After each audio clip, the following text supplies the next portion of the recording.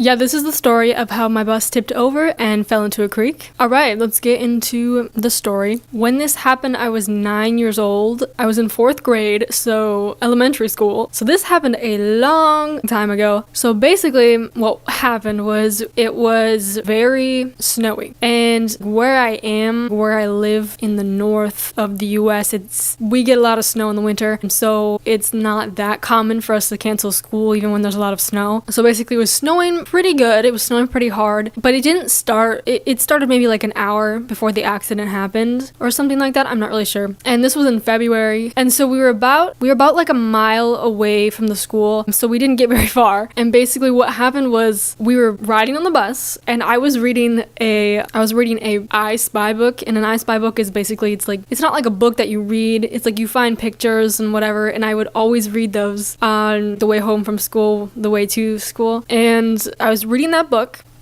The next thing I remember, I'm waking up on the windows of the bus. I don't remember anything about the bus tipping, about falling into the creek, but I remember everything that happened after. So yeah, we were riding, I was reading my book, we fell, and so when I woke up on the windows of the bus, because we flipped over onto the right side, and I was sitting on the left side of the bus, and so all the people on the left side of the bus, we fell farther than the people on the right side of the bus. So I remember I woke up, like I was unconscious, and I woke up and I had 2 friends on the bus. I mean, we weren't like super close, but like kind of friends, I guess. And they were already standing above me. Like they had their stuff and whatever. They were sitting on the right side. And one of them was like, I think this is yours. Like right after like I opened my eyes and I was just like, I don't know why I still remember that, but like that was the first thing that she tried to do after I like woke up. She's like, I think this is yours. And so when I woke up, I didn't know where I was. It didn't look like a bus anymore. It literally did not look like a bus. So the seats were on the left side. Well, now you could go either way on the bus, whatever. So we were standing on the windows. The seats were on the left, I guess from where I woke up, facing towards the front of the bus. So the seats were kind of like all broken, like the seat part of the seat, like not the back part, but the seat were like all broken, like flipped up. So they didn't even look like seats anymore. And I had fallen onto like the emergency exit window. So I like cracked it open. And I want to say that there was like, the whole bus was filled with like red lights. I don't know if there was some kind of like emergency light that they have. Maybe I'm just imagining that, but that's like, I almost positive there was like a red light tint. And so what we could see, so obviously we couldn't see anything out of the windows we were standing on because that was the creek and just like snow. So the creek was frozen, right? I mean, at least the top part because it was cold. It was winter. So that was good. So the front of the bus, you couldn't really see anything out of it besides like some trees and stuff and snow. It was just like a woodsy kind of area. And then the back, just like that tiny emergency window, you could see like the same thing out of it. So yeah, anyway, so I woke up and I was so confused. And like I remember going through like motions of just kind of like I knew my friends were there and and everything, so I got up and grabbed my book, and I still wasn't even aware that we were on a bus. I didn't remember anything from, I don't know how long I was unconscious for, but I didn't remember some time before. Like I said, I just remember reading the book and then waking up. And so anyway, the bus driver is like, kind of in a panic, obviously. There was like 30 something of us, of the kids on board, and then the bus driver. And the bus driver's daughter was on our bus too, actually. And so basically we had the problem of, well, there was quite a few problems, let's see, because our bus just tipped over, but one of the problems was that since we flipped onto the right side of the bus, the door was now on the ground, so we couldn't get out the door. So there is the emergency exit in the back, but that is the other problem. It was now like horizontal, right? Usually a door is like this. It was like that. So that was a problem. I don't honestly know. And okay, so we were all small children, right? Like I was 9 and I was one of the oldest students on the bus because I was in 4th grade. The next grade you go to a different school. So imagine all these little tiny kids, like I think there's probably like 5-year-olds on this bus. So somehow the bus driver got off the bus and I'm pretty sure she took the back exit, right? Because she was an adult, she could get out, which still would have been hard like by herself to like climb over. So she gets out and she brings emergency flares with her. I'm almost positive there was something like she couldn't I don't know if she could call on her radio. You know how there's like a bus radio, so like they can talk to each other, and I don't think she could call on that for some reason. It must have been broken. And so she left and she brought emergency flares with her, and then she shot them off on the side of the road. Like she climbed out of the so she climbed up the hill out of the creek, and then they were shooting off flares, and then someone stopped. Like there was like a passerby, and they stopped, and they probably had a cell phone. This was years ago, and so maybe the bus driver just didn't have a cell phone. I don't think it was like that common during that time for everyone. I mean, yeah, it was the little flip phones. Maybe, I don't know, she might have just not had one. And anyway, so somehow they got in contact with the police. So you might be like wondering like what was going on with the kids while we were in the bus. No adults there anymore. Tears, a lot of children crying, and yeah, a lot of the little kids, I mean, we're all kind of little kids, but a lot of the little kids were crying. And I remember there was quite a few people on the bus that had like siblings, like older siblings, you know, like older, like 8 years old, like they were still small kids, and they were like comforting their younger siblings.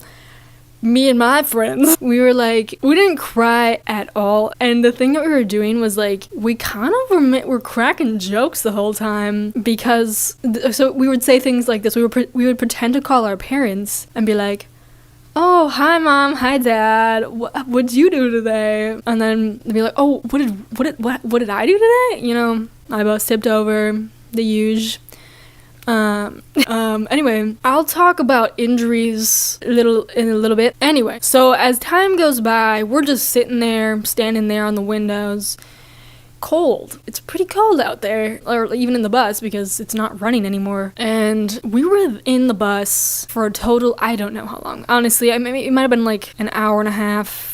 Ish, maybe 2, I don't even know. And so anyway, this whole time we're like hearing police officer sirens, you know, just lots of sirens, lots of trucks, whatever. Eventually they open the back door and they're explaining, it was a bunch of firemen. They're explaining like, okay, so one of the firemen came inside, and then there was another one right outside maybe 2 outside the door. And so basically what they were gonna do was, because we were so small and we couldn't get up, like, you know, into the door, I'm talking about the back emergency door, because it tipped over, right? And so we couldn't climb up to get out of it. So the firemen inside lifted us up and handed us to the other firemen outside. So then we get put outside. They like set us in the snow. It was so cold. And so then we had like climbed up the hill in the snow. And then once you got to the road, oh my gosh, there must have been like a dozen police cars, multiple ambulances, multiple fire trucks, and other random cars. There was so many people. There was like a tow truck too. So many people. And then on the right in front of us on the road was another school bus. And so anyway, we're like it was just a crazy sight. So they were gonna have us get onto this other school bus and then take us to a fire station. And so literally we just went from this bus, and then we got on, and then they put us onto another school bus, which, like, what else are they gonna do, you know? But I was talking to my friend, I'm just like, we were just in a school bus that tipped over. No, we're on another school bus.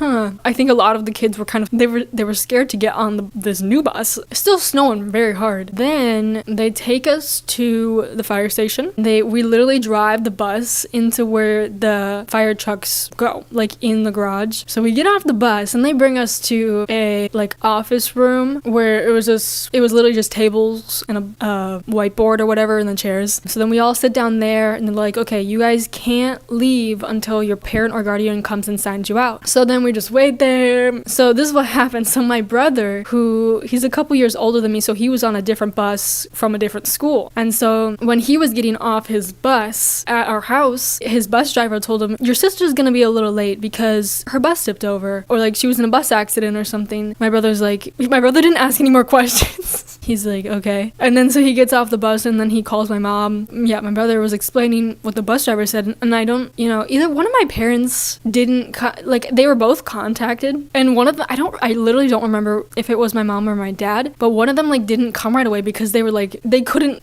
believe that, what happened. It just sounded so bizarre, I guess. And so then they did. So anyway, so both my parents came, and they got to the fire station around the same time. And then I left with one of them, and we went back to the house. And oh my gosh, I was so excited because I'm like, oh my gosh, we're gonna be on TV. I was in fact not on TV. Imagine me as a 9-year-old, utterly disappointed. So I sat on the couch waiting for it to be on the news. Like, I literally did not leave until it was on the news. It was like I'm saying, the bus tip over was on the news, like, but the students weren't on it. And so anyway, so it came on the news, and they kind of explained the thing, and you could like see them towing the bus, like fishing it out of the creek with a big, I think like multiple tow trucks or something. So in terms of injuries, I don't remember anyone being like, no one was like super duper injured. There was this one boy that towards the back of the bus, he was in my grade, and so there was, you know how there's like not really any seatbelts on a school bus, but like a few seats have them. So his ankle got got like latched around by a seatbelt, and he was like hanging there for a little bit by his ankle, but then he was fine. Like it quickly came undone. Other people, you know, I literally don't remember any of the students going to get checked out, but apparently, like, I was looking it up again, and a couple students did. They said get treated at the scene, so I'm not sure what they got treated for. But so anyway, so the bus driver's daughter, she I think had a head injury or something. But the thing is, I'm so confused because we were all like, you know, somewhat injured, but they never said like, oh, if you like need to get checked out, go over here, blah blah blah. Like, they literally just sent us on the bus. So I'm very confused about like, they never said like, if you're hurt, we have someone here to check you out, blah blah blah. And so I don't know when these students went to get checked out. Anyway, so the next couple of days, I started developing the whole right side of my body black and blue, like extremely painful too, obviously, and never went to a doctor for this. But that was the bigger thing, is that I hit my head really hard. And so if you get hit your head and you go unconscious, you 100% have a concussion. 100%. And so I don't even know how long I was unconscious for, and then I don't remember some of the stuff that happened before. Apparently the bus driver said like, get down, like before we even tipped. I don't remember that at all. And I was like relatively towards the front of the bus. So anyway, I started getting really bad at school after that. Like, I could not like do simple equations or like things like that when I previously could do them like completely fine. And it was like night and day. Like, it wasn't something that just kind of gradually happened afterward. Like, it just literally, could not focus, could not do like, anyway, so never went to the doctor for that. And it's so weird to me because I'm just like, I feel like most people on that bus, at least on the left side, probably had a concussion. You know what I mean? Like, and I asked my cousin about this like years later, and she's like, concussion protocol now is completely different than what it was years ago. Even though this wasn't like 100 years ago or something, but like apparently the protocols like progressed so much. Yeah, so what happened with the bus driver was I'm pretty sure I don't know if she's still driving buses today, but she was put on like a probation type of thing, which it wasn't her fault at all. It was completely an accident, and it was so slippery out. You know what they said on the news is that almost every time there's a snowfall, so this was like on a corner, this was like a sharp curve, and the guy in the news said almost every time that there's a snowfall on this corner, there's an accident. And I'm just like, I feel like they should have taken that into consideration. I feel like it was kind of something where they suspended her for a little while because maybe some parents would have been like upset about it or something, I'm not sure. But yeah, then she was back driving buses. And what happened to the bus? I don't know.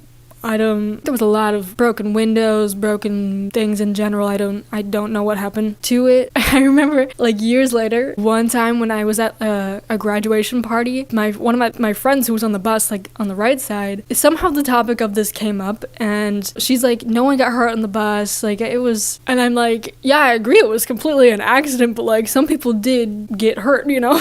But yeah, she's literally the nicest lady, the person who drove the bus, and I felt so bad about it. And she felt so bad about it too. And anyway, so basically I don't know if it was the next day at school or the day after, but they called us in, the kids that were on our bus. They're like, students from this bus come down to the counselor's office. So we went down there, and then they had us sit on the floor in a circle. You know, if you guys have any feelings about what happened, you know, whatever feelings you may be feeling, like, we can just talk about it, you know, stuff like that. And no one said anything. I don't think there was a single kid that said anything. But anyway, so also when on the news, our principal of the school, he was on the news about it, and he's like, I spoke directly with every single child on that bus to make sure that they were okay. I asked them all, how are you? Do you have any injuries? That was bullcrap. He didn't speak with, like, he was standing on the side of the new bus that we were gonna get on, and he literally just, like, was standing there and, like, watching us get on the bus. He didn't say a single thing to any of the kids that got on the bus. Not a thing. So anyway, yeah, we all just kind of got on the bus the next day and went to school. Yeah, so that's the story of how my bus tipped over and fell into a creek. Alright, so I never know how to end these things. Like, bye.